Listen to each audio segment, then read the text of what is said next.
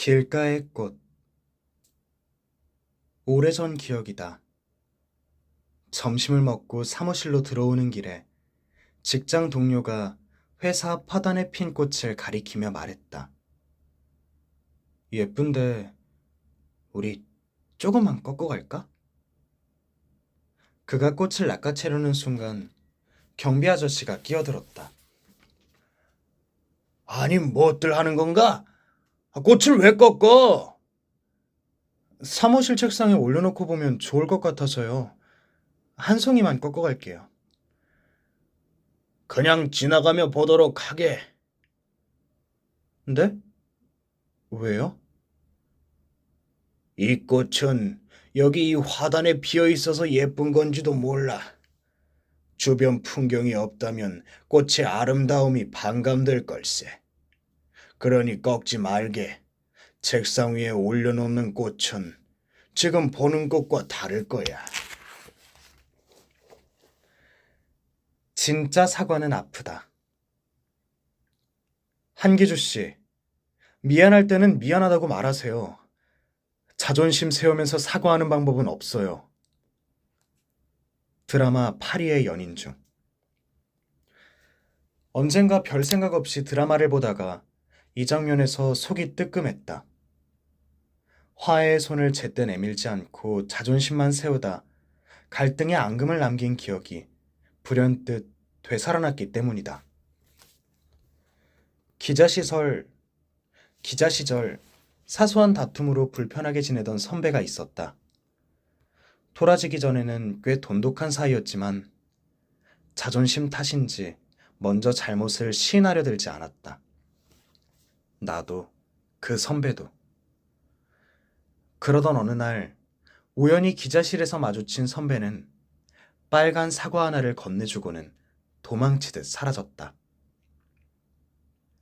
나는 벌겋게 달아오른 선배의 얼굴과 사과의 색깔이 꽤 유사하다고 생각했다. 그러고는 입을 삐쭉 내밀며 잠시 사과를 바라봤다.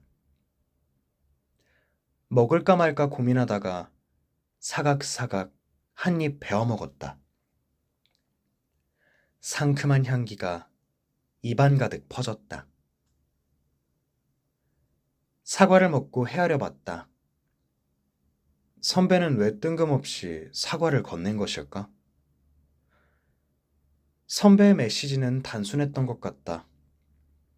그는 사과를 하고 싶었던 거다. 다만 쑥스럽다는 이유로 그냥 사과를 내밀었을 뿐. 돌연 떠오르는 기억이 있다. 몇 달 전 캡슐 커피를 구매하기 위해 집 근처 백화점에 들렀다. 매장 안에서 한 아이가 우사인 볼트로 빙의해 정신없이 뛰어다니고 있었다. 다치겠네. 여기서 저러면 안 되는데. 하는 우려의 목소리가 곳곳에서 터져나왔다. 불길한 예감은 틀리지 않는다. 갑자기 들이닥친 아이 때문에 20대 초반쯤 돼 보이는 남자 고객이 커피를 쏟고 말았다. 다행히 화상을 입지는 않은 것 같았다. 문제는 그 다음 장면이다. 아이 어머니는 안 다쳤네? 하는 눈빛으로 사내를 대충 흘겨보더니 사과 한마디 없이 자리를 뜨려 했다. 사내는 영화 베테랑에서 유아인이 어이가 없네 라고 말할 때보다 더 어이가 없다는 표정을 지으며 목소리를 높였다. 저기요, 공공장소에선 뛰지 않게 하셔야죠.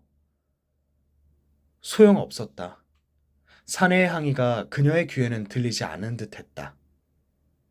아이의 어머니는 되레 더 큰 목소리로 되받아쳤다. 뭐요? 원래 착한 아이란 말이야. 당신도 아이 낳아봐. 뭐라고 할까? 그녀는 목소리만 크면 이긴다는 사회적 통념을 실제로 증명하기 위해 애쓰는 것처럼 보였다. 절규에 가까운 샤우팅과 얼굴을 찌를 듯한 삿대질로 말이다. 언행일치이자 지행합일이다. 나는 그들이 대화를 주고받는 모습을 바라보며 한때 국민 예능 프로그램이었던 가족 오락관을 연상했다. 특정 출연자가 헤드폰을 쓴 채 다른 출연자의 입모양만 보고 단어를 알아맞히는 고요 속의 외침이라는 코너를 사내와 아이 어머니가 충실히 재현하는 것처럼 보였다. 뒷맛이 씁쓸했다. 언제부턴가 우리 뒷맛이 씁쓸했다. 언제부턴가 우리 사회는 염치를 잃어버린 것 같다.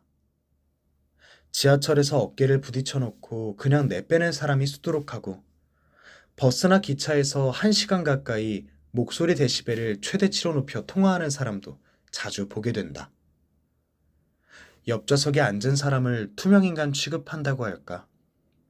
염치가 사치가 됐다고나 할까? 염치는 본디 부끄러움을 아는 마음을 뜻한다. 염치가 없는 사람은 부끄러움을 모르는 사람이다.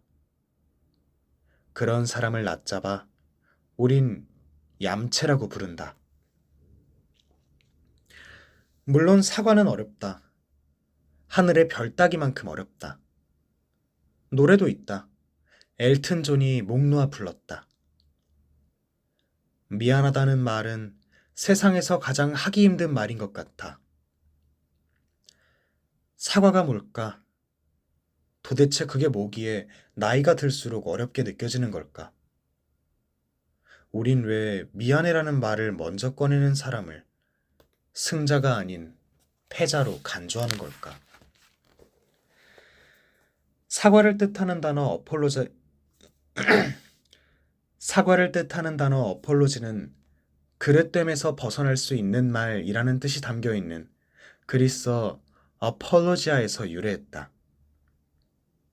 얽힌 일을 처리하려는 의지와 용기를 지닌 자만이 구사할 수 있는 승리의 언어가 사과인 셈이다. 사과의 한자를 살펴보면 그 뜻이 더욱 분명해진다.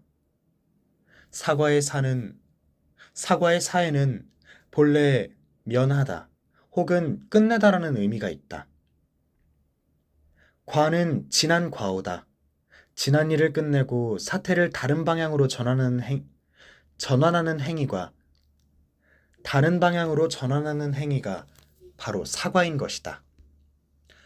먹는 사과의 당도가 중요하듯 말로 하는 사과 역시 그 순도가 중요하다. 사과의 질을 떨어뜨리는 단어가 있으니 바로 하지만이다.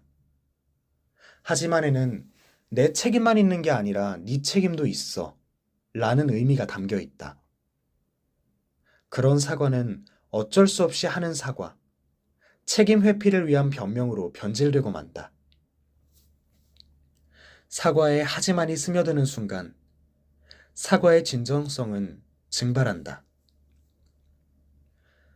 언젠가 정중히 사과를 건네는 사람의 표정을 들여다본 적이 있다. 그는 어딘지 힘겨워 보였다. 숨을 내쉴 때마다 입술이 파르르 떨렸다. 왜일까? 엉뚱한 얘기지만 영어 단어 sorry의 어원과 관련이 있을지도 모르겠다. 미안함을 의미하는 sorry는 아픈 상처라는 뜻을 지닌 soul에서 유래했다. 그래서일까? 진심 어린 사과에는 널 아프게 해서 나도 아파 라는 뉘앙스가 스며있는 듯하다.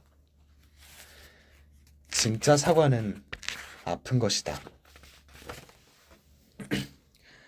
가짜와 진짜를 구별하는 법. 영화 종이달의 주인공 리카는 평범한 은행원으로 일하며 조금은 지루한 일상을 살고 있다. 그러던 어느 날 백화점에서 충동적으로 화장품을 구매한 그녀는 얼떨결에 고객 예금에 손을 대면서 걷잡을 수 없는 나락에 빠진다. 아슬아슬한 일탈을 이어나간다. 영화의 제목이기도 한 종이달은 무슨 뜻일까? 과거 일본의 사진관이 처음 생길 무렵 초승달 모양의 가짜달을 매단 채 한껏 폼을 잡고 가족 사진을 찍었다. 그래서 종이달은 가족이나 연인과 보낸 가장 행복한 순간을 의미한다고 한다. 영화에서 가장 인상 깊은 장면은 횡령한 돈을 흥청망청 쓰고 집으로 향하던 리카가 새벽 하늘에 걸려있는 초승달을 지그시 바라보는 순간이다. 이는 관객들에게 훔친 돈으로 누리는 행복도 행복일까, 가짜 행복일까? 라는 질문을 던지는 것처럼 보인다. 글쎄다. 리카의 행복은 진짜도 가짜도 아닌 어쩌면 사이비 행복이 아닐는지. 사이비. 비슷하긴 하지만 가짜인 것을 의미한다. 물건으로 치면 정교한 모조품이다. 사이비는 진짜와 비슷하다. 그래서 때로는 진짜와 구별하기 어렵고, 때로는 진짜보다 더 진짜 같기도 하다. 하지만 사이비의 생명은 짧다. 유통기한이 그리 길지 않다. 진실한 것이 아니기에 언젠가는 그 실체가 탄로나고 만다. 물건도 그렇고, 사람이 그렇고, 감정도 그렇다. 그렇다면 진짜와 가짜를 쉽게 구별하는 요령이라도 존재하는 걸까? 특별한 방법까지는 아니지만 다음 이야기가 도움을 줄지도 모르겠다. 오래전 경제부 기자 시절 시중은행의 위패 감별사를 만난 적이 있다. 그는 빠른 손놀림으로 한치의 오차도 없이 슈퍼노트를 감별해내는 가짜 돈 전문가였다. 궁금했다. 진짜 지폐와 가짜 지폐를 가르는 잣대가 무엇인지.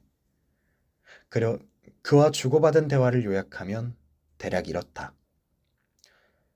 차장님, 요즘 육안으로 구별하기 어려울 정도로 정교한 위패가 많다고 하던데요.